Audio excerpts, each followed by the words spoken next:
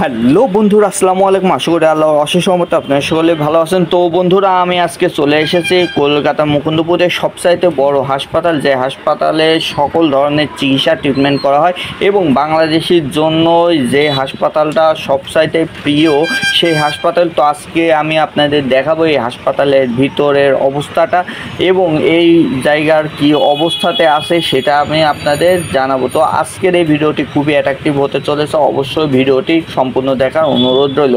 তো গাইজ, আমি এখন বর্তমানে রয়েছে মুকুন্দপুরে আসলে এই টাওয়ারটা দেখলে তোমরা বুঝতে পারবে যে এই জায়গাটার অবস্থা। এই মুকুন্দপুর মোড়ের থেকে কিছুক্ষণ দূরে আরেকটা আছে চোখের হাসপাতাল, তার সামনে হচ্ছে এই হাসপাতালটি। তো আজকের এই ভিডিওতে তোমাদের দেখাবো এই মুকুন্দপুরের রবীন্দ্রনাথ হাসপাতালের ভিতরে চিত্রটা, আর তার সাথে সাথে দেখাবো এখানকার ডাক্তার ফিস কেমন নেয় এবং তোমরা কিভাবে কলকাতাতেই এই রবীন্দ্রনাথ হাসপাতালে আসতে পারো, এখানে চিকিৎসা ব্যবস্থাটাই তো কেমন, আর এই জায়গার সকল ডিটেলস থাকছে এই ভিডিওতে। তো আজকের এই ভিডিওটি খুবই অ্যাট্রাকটিভ এবং গুরুত্বপূর্ণ হতে চলেছে, অবশ্যই ভিডিওটি সম্পূর্ণ দেখার অনুরোধ রইল। তো গাইজ, ফাইনালি আমি কিন্তু পৌঁছে গেছি রবীন্দ্রনাথ ঠাকুর হাসপাতালে, একেবারে ক্যাশ কাউন্টারের সামনে। তো এখানে দেখতে পাচ্ছ ক্যাশ কাউন্টারটা খুব সুন্দর, পরিবেশটা দেখতে পাচ্ছ একেবারে নিরিবিলি। এখানে কিন্তু তোমাদের যেই ট্রিটমেন্ট দেবে ডাক্তার এবং যে রিপোর্ট করবে সেটা চেক আপ করার জন্য এখানে ক্যাশ কাউন্টারে টাকা পেমেন্ট করতে হবে।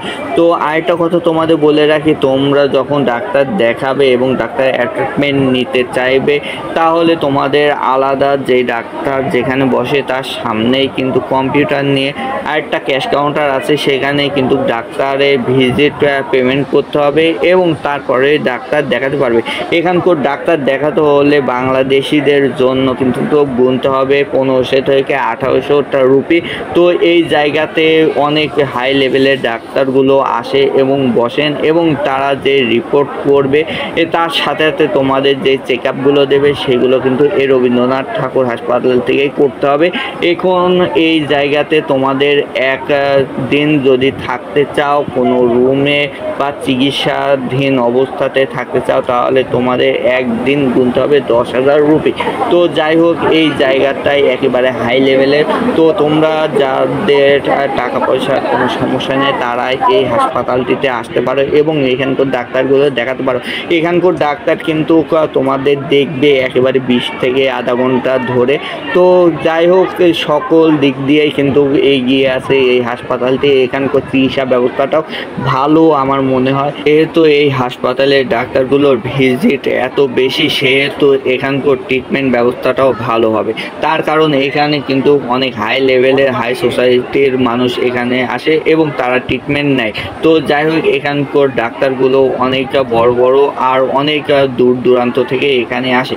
আর এখানকার ডাক্তার দেখানোর কথা হচ্ছে, তোমরা যখনই আসো না কেন এখানে আগে তোমাদের সিরিয়ালটা দিতে হবে, তারপরে তুমি কিন্তু এখানে ডাক্তার দেখাতে পারবে। যেহেতু তোমাদের বিভিন্ন রোগের জন্য আসো, বিভিন্ন ধরনের রোগের জন্য আসো, এখানে মূলত হার্ট সার্জারি এবং বিভিন্ন ধরনের চিকিৎসা এই জায়গাতে দেওয়া হয়।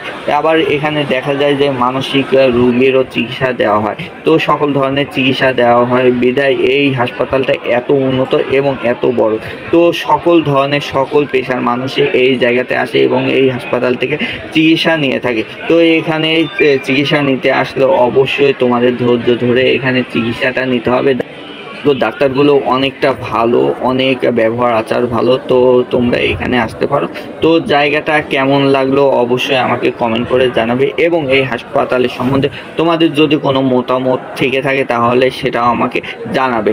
তো যাই হোক, তোমরা দেখতে পাচ্ছ ভিতরের অবস্থা, এটা কিন্তু একেবারে নিচতলায় যেখানে ডাক্তার দেখে, বিভিন্ন রুমে রুমে কিন্তু ডাক্তার আছে। আর এর ওপরে যেগুলো যে কয়তলা আছে সেগুলো কিন্তু একেবারে রুগীদের জন্য, রোগীর ওপরে থাকে। তো যাই হোক, হাসপাতালটা অনেকটা বড়, অনেক জায়গা নিয়ে এই হাসপাতালটার অবস্থান।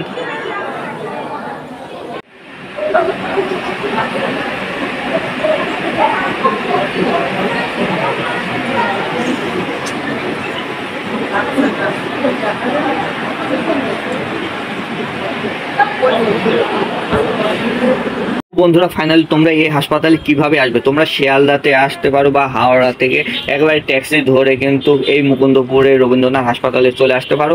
আবার যদি ট্রেনে আসতে চাও তাহলে শিয়ালদা থেকে নিউ গড়িয়া পর্যন্ত ট্রেনে এসে সেখান থেকে অটো করে চলে আসতে পারো।